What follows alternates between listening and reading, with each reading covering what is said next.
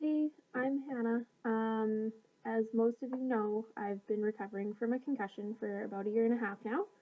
I wanted to make a video this year for Bell Let's Talk, just to sort of tell you about everything else that's been going on in my life too, and hopefully promote talking about mental health.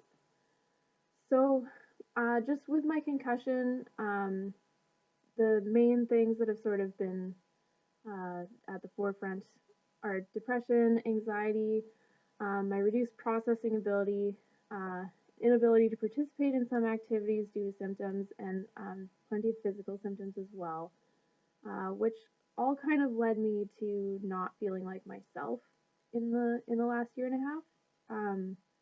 And then on top of that, everything else in life happens too. And as one of my friends very wisely put it, concussion just kind of makes everything else an 11 out of 10.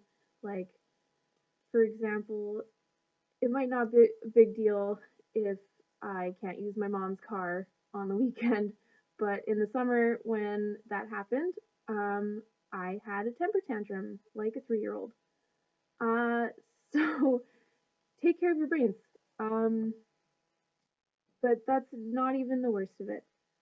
Luckily, all my symptoms are getting better, but there's been just lots of things piling onto it that's made it really difficult. So, one of the first things I want to talk about is just in the summer, I went to a neighbor's funeral, and my parents weren't around to go with me.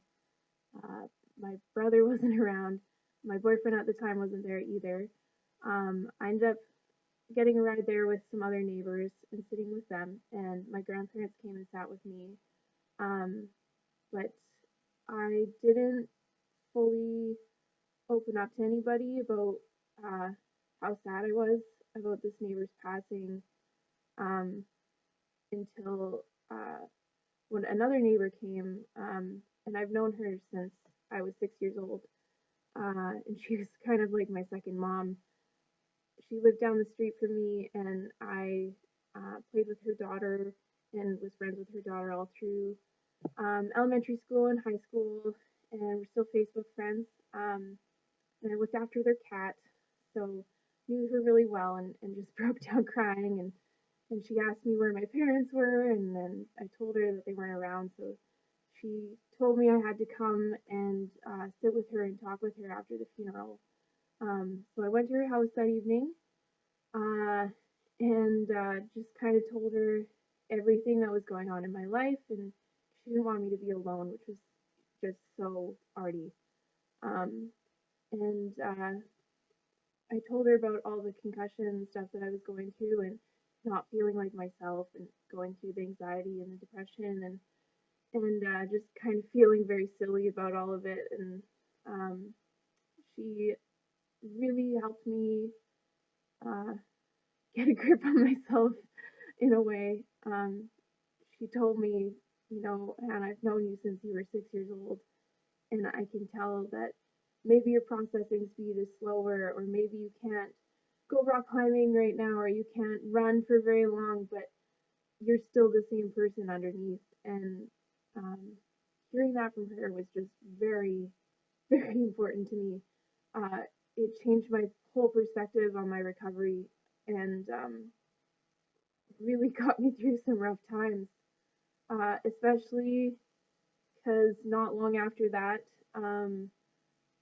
school started again, and uh, my boyfriend broke up with me, and I was still dealing with my concussion symptoms, and I started having pretty frequent panic attacks um, again, and towards the end of the semester, even I was so stressed out with everything that was going on that my panic attacks were becoming post-traumatic stress panic attacks.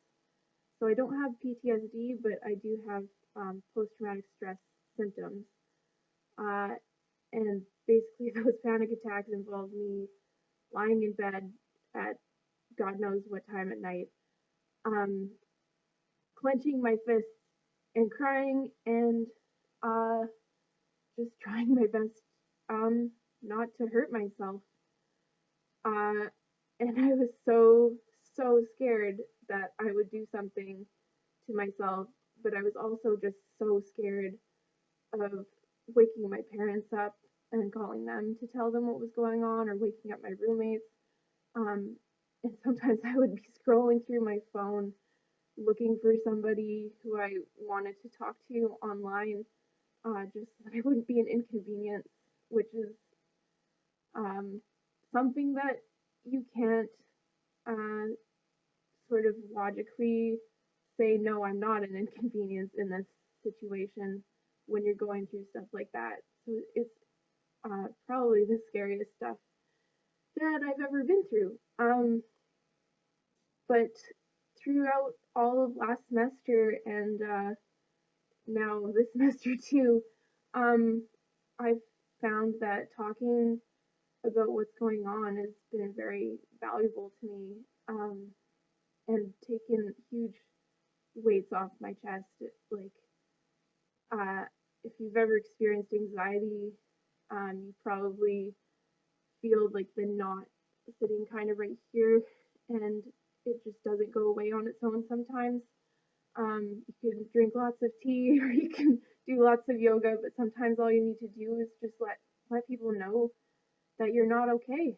Um, and luckily, my concussion clinic realized that when I was in there getting academic accommodations so that I could have longer test taking times and extensions if I needed them.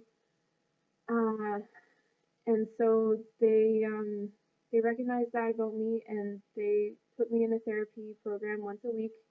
I went in and saw my lovely therapist, and just talked to him about everything that was going on, and sat in his office and cried and cuddled with the two therapy dogs.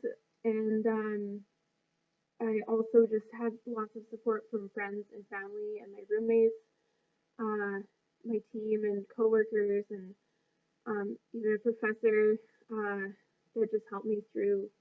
And everything was like going pretty great until I found out right before Christmas that Arti, my neighbor that had helped me through my other neighbor's passing, had also passed away suddenly. Um, and this was incredibly sad for me. The last time that I'd even talked to her was at the other neighbor's, or on the day of the other neighbor's funeral. Um, and of course, I went to her funeral and was there for her family and everything, did as much as I could.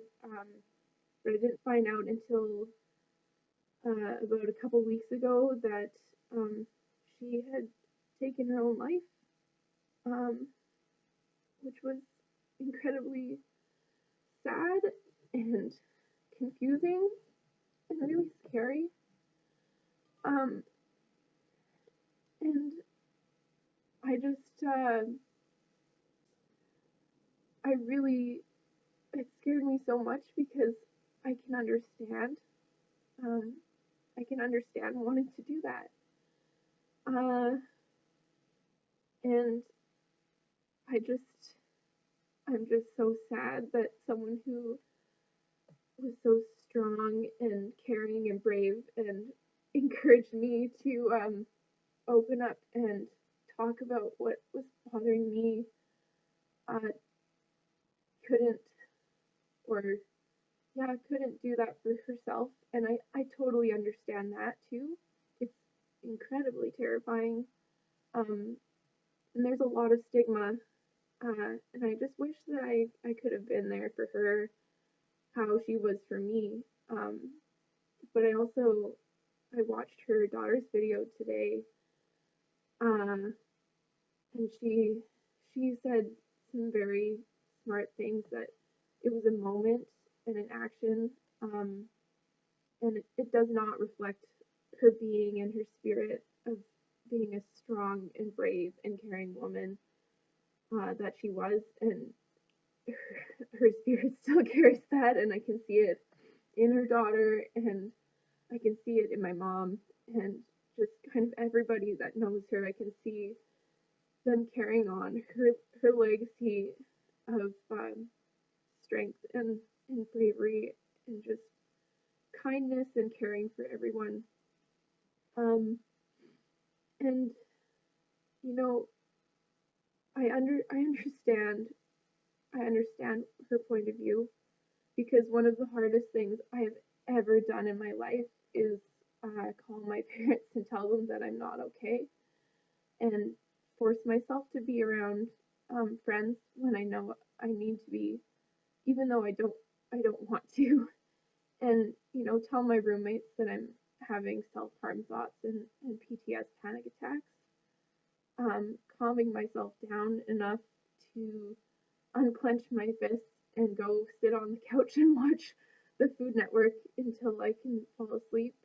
Um, and to let people convince me that I'm okay. Uh, and as much as opening up about my scariest thoughts and feelings is really, really hard, it's surprising how many people respond with me too. That they've been there, that they understand, or at least that they want to understand. Um, so what I want to say is that it's totally worth it. I 100% suggest opening up and talking, um, because I want moments like these to be understood, and I want people to stop thinking that picking up the phone or texting someone about your mental health at ridiculous hours of night is stupid. And I want people to know that waking people up who care about you is okay. And I want those who haven't even been through these things themselves to understand that battling mental health is incredibly difficult and courageous. However, the battle ends, um, it doesn't matter. That person was fighting a dragon and they fought valiantly. And I want people to understand that everything can change in a moment. And you can help by listening. Um, so let's end the stigma. Let's talk.